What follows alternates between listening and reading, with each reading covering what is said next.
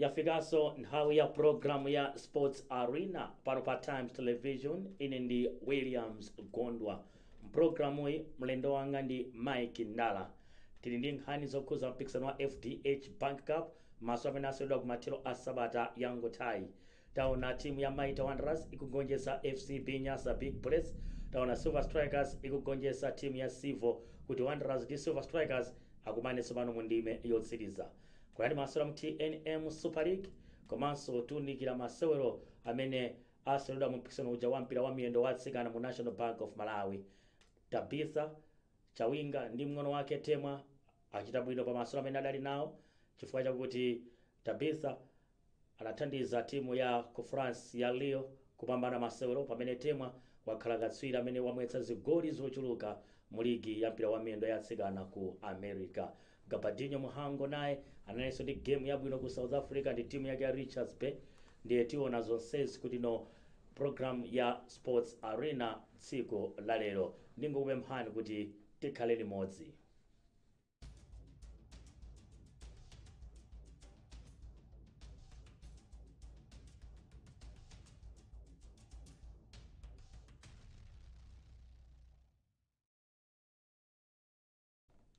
Monga ndinagamba kumayambira programu ya Sports Arena kuti andijoina mzanga Mike. Takulandira program yathu ya lero. Yazi kumwambia. Ndikuwa kuti no ilali weekend yabwino kwa basi. Ya, inali weekend yabwino ka nkhani za masewero. Mbali zonse za dziko la I think inakula mutu ndi FDH Bank Cup. Yes, Blantyre is blue. Okay. Yeah, Blantyre is blue. Mighty Wanderers Nyerere zili pali ponse. Kuli Lilongwe nako kuli sky blue. Silver Strikers nawe ya penta Lilongwe yose. So ma blue okhaokha ngosiyana kawalidwe ka blue ndi amene akulamulira zigawo za Malawi makamaka ku chigawo cha pakati kuli Lilongwe ndi Blantyre. Komanso tiyambe motani. Tiyambe Lilongwe Derby mu FDH Bank Cup. Yeah, poti ndio mwe inatsegulira. Okay. First and final. Pakati pa Silver Strikers yes. Sivo. Inali game yotani pa Bingu National Stadium kuti Silver igonjetse Sivo 1-0. Yeah, inali game yabwino. Of course going into the match my favorite is anali ya Silver. Okay. Yeah. Ana Silver chifukwa chokuti Silver yakhale kupanga dominate madabi angapo achitika pakatipo. Silver ndi ma champion ya Super League ku Malawi kunoko amene akuteteza. Sanachokere tu mu mpikisano. Silver ikuchokera komenya CAF Champions League. Yeah. Komwe yaluza ndi Young Africans 2-0. Nalole tinganene choncho. Okay. Yeah. Koma kubwera ano pa ground Silver Strikers inavutika kwambiri ndi Sivo. Mpira ano within the 90 minutes maka kuchokera minute number 1 kulekeza minute number 87. Okay.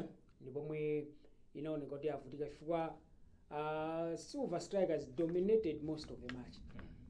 I mean Sivo dominated koma Silver chance chimodzi chokha. Ndi chomwe chinapangisa kuti game ija isinthe Silver ifike mu final. Final yawo ya number 2. Okay. Chifukwa anayamba kutsegulira ndiwo waso atafika final mu 2021 FDH Cup. So hard luck to Sivo. Ayesereso. Chifukwa chokuti chikho choyamba a Sivo chaye ate top 8 anafika so semi final analuza so ndi Silver yomwe. Chigoli choluzira anachinyiraso ma minutes ngati omwewo. 88 minutes apaka achinya 87 minutes. Aphunzire kusaweruka ntchito isanathe. Chifukwa Sivo imaoneka ngati kuti imaweruka ntchito isanathe. Iwo amaona ngati mpira upita pa mapenalty. Ndikachitatu akaka. Okay. Yeah. Ukaonano game imeneyi chigoli chimene anapeza Andrew Joseph around 88 minutes. Yeah. Anachinya pa minute number 8. Yes. Kunali kulekera kwa ochika kumbuyo utaona pamene paja Charles Chipala wapereka ngati header pamene paja kwa Uchizivunga amene ndi Uchizivunga ndikupeza kuti no anachoka pa golo Rahman John goalkeeper wa Sivo. Yes. Ukatonesese mpirawo unachokera ku left ndikuyika mkati. Charles Chipala timati flick on header anawuflika mpira uja kuhedera kumbuyo komwe kunali uchizivunga. Mose mene mpira umabwera mbox munagwira ngati pa penalty spot pomwe no Charles Chipala was surrounded by ma defender kandi katatu kapena awiri asivo amene anali ndi mphamvu kwambiri kuposa iyeyo koma wahedera choyambirira chachiro kampeza uchizivunga goalkeeper mbali yake waetsetsa wachoka pa golo ndikumusatira uchizivunga uchi kuti apange nalo ango chifukwa goalkeeper akanangokhala pa golo uchizivunga bwenza akuyang'ana golo chonchi komano goalkeeper anampititsa kumbali uchizivunga utakuona kuti uchizivunga wavutika kuti mpira uja umenya amachita kugwa kumenya mpira uja kusonyeza kuti goalkeeper did his part kumutchinga koma ma defender ndi amene sanamuthandize. Ona kwavungidwa out uko njala arenga mpira uja umenewo wakauti goalkeeper wakapanga nalo ukoko uko wathana naye ntchito inali mbuyo. Okay. Ntchito inali mbuyo chifukwa goalkeeper amakhalapo mmodzi koma ma defender amakhalapo 4 ndiye goalkeeper wapanga ntchito yake ya munthu mmodzi ena 4 sanamuthandize chilichonse chonse. So ndimanena kuti sivyo isamaweruke ntchito isanati apapa nkuti Mwaira akungodikira kuti mpira utuluke iye alowe. Richard Mwaira goalkeeper wapa bench amaona ngati ma penalty. FDH ya chaka chatha sivyo so inatere quarter final. Okay. Imamenyanso ndi Bullets paka Muzu Stadium game ili 0-0 anayambaso zawo kumachedweso matani kumati game ile wa mapenalty. We remember you pressure speed anachita pa 86 minutes. Chimodzimodzi Airtel top 8 chaka chomwe chino same final sivyo so imawerengera kuti mapenalty anachinyaso pompo Emmanuel Alan Silva imwe pa bingo pompo maminisi ngati omwewo. So asivyo aphunzire isi game ina iliyonse yomwe mungalephera kuchinya inuyo imapita mapenalty. In fact ref kuimba 90 minutes chonchi kuti Silver Strikers yawina it means kuti no sivyo dikirabe chaka yasandi chikho chimodzi cha Castelo kuti ali mbirani fa league ali kutali league tachotsera ndi apa Airtel sanatenge ikudikira sivyo apapa ikudikira Castelo kuti iyenda motani from 2015 since 2015 so zaka 10 tsopano zapita osatenga chikho china chilichonse chabwino. So I'd like to thank congratulations to Silver kubwera pa Blantyre Atape. Yes, Wanderers versus Bullets kunali kukumana kwa chitatu kwa matimu wa mchikho cha FDH chiyambireni. Bullets ndi Wanderers. Inali semifinal yachiwiri yokhuza matimu awiri wa Kodi jena pambana 4-0 Bullets jandi inali 2022. Inali 2022. Okay, fine. Ya nthawi yomwe Bullets imatenga chikho chikoyamba. Okay, fine. Inagonjesa Wanderers 4-0 pa Bingu National Stadium. Anakumananso chaka chatha pa quarter final anagonjesa Wanderers 2-1. Kubwera Blantyre Derby iyi ma odds kapena tinene kuti timu yomwe imabwera kuti no ndi ma favorites inali Wanderers kutengera kuti kuchokera kuti inawina 3-0 mu league. So ma confidence yawo inali higher than Bullets. Koma kubwera mu game iyi masewero anali osiyana ndi mmene anthu ambiri maganizira. Peter Mponda coach made some changes. Bob Mpinganjira nayeso anapanga ma changes. Timaonera balanced affair. Bullets makapanikizako kugolo la Wanderers chimodzimodzi.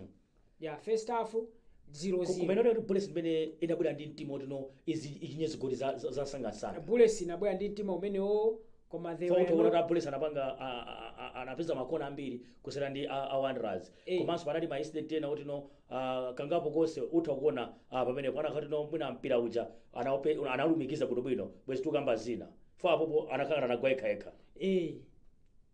Ndiye Bullets Wanderers yapita kwambiri mbox mwa ujeni yapita kwambiri mbox mwa Bullets. Koma nono ma striker awo Clement Nyondo ndi nzake sana athandize kwambiri sana athandize kwenikweni twakuona chance china chimenecho. Bullets yafikanso ko komano chikumbuso Salima waona mpira umene Max Ophodo anauponya zikanatha kuchitika zina. Mpira wena chikumbuso Salima anali ndi chance kumaliona golo kumenyera mwamba kumbali. Crispin Mapemba nali ndi open header apena paka anakatha kuheader wahedera pamwamba. So ma chance anali mbali zonse. Koma overall timu yomwe inaoneka kuti amenya percentage ya possession yonse ndi china chilichonse kuposa inzake inali Bullets. Koma nthawi zina zake zimayendera kuti mpira ukuyenda bwanji pa nthawi imeneyo. Okay. Yeah, nthawi zambiri Ndira pa Wanderers akumala ndi confidence kuti ndo mukuwina timu iyi basi tizimenya. Timu iyi tizimenya. No wonder si Wanderers yamenya ndi Bullets kachitatu. Ndi Mike panali ma incident ngati amenewa otino amapanga apilo a Wanderers penalty kuti kudandaula kuti nosana refarika ngati sana apereke mapeno ma incident ngati ili filota atatu mu masewero amenewa. Unaona bwanji apilo ya Wanderers? Panali ma incidents atatu. Okay. Yoyamba ya first half timayona ya Sama ukoko imene Blessings Mpogera. Okay. Yachiwiri ya Sama imweyo second half. Okay. Yachitatu inali iti ngoyona kumene ya Clement Nyondo. Alright. Yeah, ineyo ngati Mike Ndala. Awiri asama aja ayi kwa ineyo sanali nyama ujeno kuti football is just a game of body contact. Okay, fine. Yeah, ndiwo mpira wazi bambo ndi dabi. Koma incident ya Clement Nyondo kwa ine on another day lefu akanatha kupereka penalty olo lefu wina. Yeah, chifukwa chokuti there is no contact pa mpira kuchoka kwa defender wa Bullets. Clement amafuna azitenga shoti uyu wamuyikira mwendo nikumenya mwendo wa defender. Tatiye titaona nzeru za aphunzitsi pa masewero amene akuti a Wanderers anapanga study kwambiri Bullets. Yes. Even from game ya muligi yambirira yachiwiri kufika na game ya kumathero sabata yangotayi. Pali zinthu ziwiri. Tisanaone chigoli chimene of course chigoli ndi chimene kapena tichifotokozeka chigoli. Fa chikuti kuti ndi chimodzi mwa chigoli chimene. Zonsezo. Okay, fine. Tizinena nthawi imodzi. Okay. Kumalingana ndi nthawi. Wanderers tinene kuti yakhala patsogolo kwambiri tactically season inoyo madabe onse amene yasewera ndi Bullets. Shabwino. And ineyo personally maganizo anga ndiyamikire kwambiri kupezeka kwa McDonald Nginde Ntetemera ku Wanderers.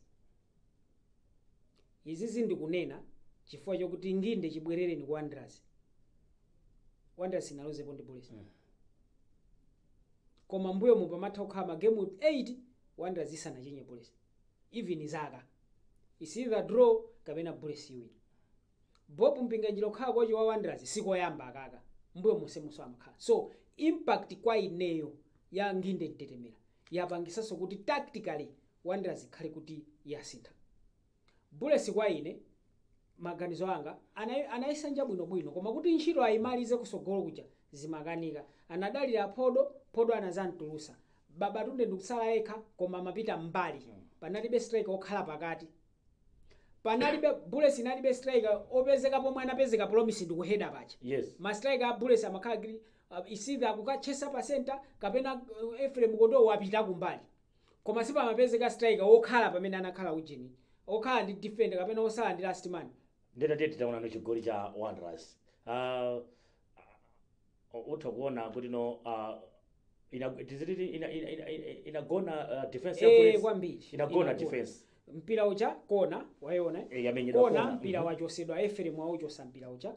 Uko wakampeza Zulu wambwezera Kaliati uchi. Kaliati ali ndi nthawi yonse yochalira ndikuyika nkati. Promise yo ali pakati defender wina kumbuyo wina kusogolo koma onse amuyandikira usanchallenge china chilichonse. Okay. Nkuchira kuno ndo mpira ukubwera kufika hapo kunali kuyang'anira kwa Bullets. Koma so china difference yaikulu ndayiona kwambiri ndi in terms quality ya ma player. Wanderers ili ndi quality danger. And yamikire Wanderers for Wanderers. Munalibe Wisdom Mpinganjira. Munalibe nanga munalibe Gadi Chilwa, munalibe Wisdom Mpinganjira. Izozo zikukusonyeza kuti kusowa kwa anthu awawa Bullets ya lose 3-0 game ina. Apaso ndikutulusidwa mukapo koma Gadi munalibe Wisdom ya 3-0 anatuluka. Game ili pa 0-0. Kulibe. Pamene Bullets kuti ingokusowera Babatunde ndi Chikumbuso Salima uchita kuziwa kuti Bullets apapo mulibe.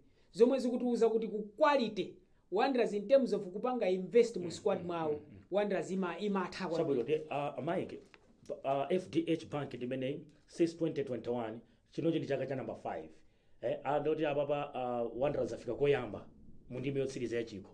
Silver Strikers ndoti afika kachiwiri. Bullets atenga chikho chikawiri. Silver kamodzi. Blue Eagles inatenga chikhochi ili kuswera Premier League ya chipiko.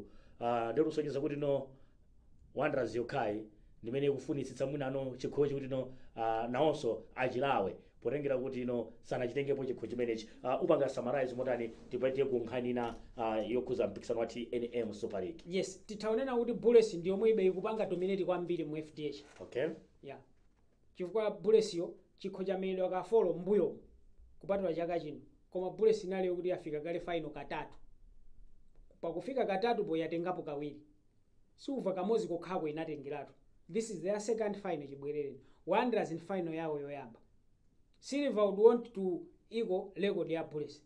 Chifukwa Bullets ndiyo kaya Bullets izinena ati ndife we are the most chikho cha FDH kuti chitherero tatenga kwambiri ndife. Silver afuna unena iyayi ife tifanane tikhale ofanana. Wanderers amunena ati iyayi ndi chikhocho ifeyo basi tizingoperekeza. Waimva imeneyo. So ndi mpira wokoma kwambiri omwe ulipo final ikubwera. Yakumana matimu onse amene ali ndi njala kwambiri. Ena njala ya chaka chonse yoti sanalaweko. Ena njala yokuti anangolawisidwa koyamba kumati kapena Silver munangogwera chifukwa munkamenya ndi kwendeni nthawi imeneyo.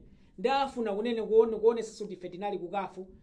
Wanderers iso ene nati ife chichokere ni kukafu sitinaluzepo. Tifuna kuti titenge chikho chiso koyamba. Yayi menemo ndi mene tayambira program ya Sports Arena pano pa Times Television. Timaonikiratu mpikisano wa FDH Bank Cup. Tsopano mpikisano yayi wafika kumapeto nde kumatero asabata ino Football Association of Malawi famu ikatsimikiza kukhaleni masero andime yotsiriza. Masero amenewa ndapakati pa Silver Strikers ndi Mighty Wanderers. The Mike tatiye titaona tsopano mpikisano wa TNM Super League. Chidwi chathu ndi matimu amene ali pansi Tigers, Mzuzu City Hammers komanso timu ya Songwe Border United. Mwina titaona zotsatira za masero amene aseredwa kumatero asabata imene kena kutionenso ndandanda wamene nditu ligi ikuyendera tuone kuti zikutipasa chithunzi zotatu amene mpikisano wa TNM Super League ukadali. Taona nditu Tigers upanga drop 2 points. Yes. Ndinanena mbuyomo kuti matimu amene asanjana pansiwo akapanda masewera onsewo atsatirana. Meaning ticho samatimu awe Moyale 1 Songwe 0 Songwe yata 3 points. Tigers ndi Mafco Tigers yata 2 points. Songwe ndi Tigers ali pansi pa league. Yes, ndi mmene manena kuti matimu atatu amene ali musiwo. Ndinanena mbuyo 3 weeks ago akapanga masewera atsatirana ndi Songwe. So ngati samapitizawo zosawina zingati zikupitirira utakuona kuti chinenere nini matimu palibe chilichonse chomwe chikusintha. Sikuti akutolera mapoints. Chikuchitika ndikutaya. Sakutolera. Timu ina iliyonse yomwe ili ku bottom 3 sinawine. In fact bottom 4 yonse sinawine. Chifukwa namba 4 kuchokera pansi. Namba 4 kuchokera pansi palidetsa sinawine yapanga draw ndekhaya. Tigers yatayanso 2 points. Hammers yataya 2 points. Songwe yataya 3 points. Songwe ya agoni awo atuluka. Ntchito ili pa atatu akapanda kusamala and Hammers yasani ma game 7 oka yamenya ambiri. Tingoti kuyambira pa Moyale. Koma Moyale, Mafco, Goshen City, Tigers. Koma Moyale utakuiona kuti at least singainenene to force ma game in hand sima points koma ikusalira ni ma game mwina atatu ndi Mzuzu City Hammers ndi awiri matimu ena onse. So matimu awo ngati Tigers kutaya ma points pa khomo, Hammers kutaya ma points pa khomo. Ndi Hammers yo yasaimenye ndi Bullets ndi Wanderers ma title contenders. Okay. Tigers yo yasaimenye ndi Bullets ndi Wanderers ma title contenders. So utakumaona kuti zinthu zizikunka zikudera derabe. Ineyo kwambiri matimu akamenya ma game 25. Okay. Lukha bottom 3 ili mene ilimo. Kwa ine ndizanena kuti matimu atatu watu. And of course lachitatu kuliso masewero Super League. Yes. Wanderers de kaya Bullets akupita ku kukamenya ndi Bullet Ghost. Kulilongwe lachinayi. Yeah, Silver Strikers ikuyenera kukhala ndi game. Fixture mwina ita khatu ilipo Mike atakutionesa koma ngati palibe titsimikiza koma Silver ikuyenera kukhala ndi game. Ndekuti anthu amene amakonda amatsata times china chilichonse chilipo panopo house koma matimu onsewa maka top 3 matimu akutunda sana pangidwe involve. Matimu akutunda sana pangidwe involve. Okay. Yeah, ndikuti yo amenya ngati mawiri. Chaba ndiye Mike tipite ku break. tikabwerako pali nkhani zokhuza akatswiri athu amene amasewera mu timu ya Scorchers. Temwa wawina ndithu golden boot ku America league ya azimayi. Tabitha mkulu wake anali ndi game yabwino, anathandiza timu yake aliyo kupambana. Gabadinho Muhango captain wathu amene wa Flames analiso ndi game timu yake wathandiza kutinyaso chigoli. Komanso kunali National Bank of Malawi Women's Premiership Day kutika kuti ena angoti joina kumene mukuonera ndi program ya Sports Arena kukufikani kunoko Times Television. Tikabweranso tikhala tikunikiratu nkhani zokhuza akatswiri athu amene akusewera kunja kwa dziko lino komanso ligi ya azimayi ya mpira wa miyendo ya National Bank of Malawi Women's Premiership.